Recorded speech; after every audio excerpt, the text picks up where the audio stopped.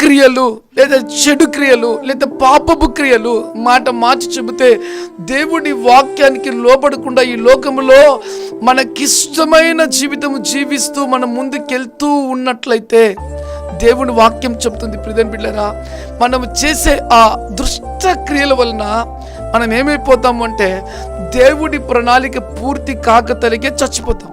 ఒకటి ఎవరి చేతిలో ఉన్నా ఒక చేతిలో చచ్చిపోవాల్సింది వస్తుంది, లేదా మనల్ని మనమే చంపుకొని చచ్చిపోవాల్సిందే. ఇది ఆకాశం భూమి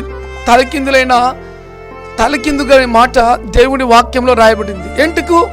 దుష్టక్రియలు చేసే వారికి నెమ్మది ఉండదు. దుష్టక్రియలు చేస్తే ఈ దుష్టక్రియలను బట్టి ఖచ్చితంగా ఎవరో ఒకరు ఏదో ఒకటి చేసి వీడు ఎప్పుడు చస్తే బాగుంటుందిరా అని తెగించి చంపుటకైనా సిద్ధమయ్యి చంపేస్తారండి.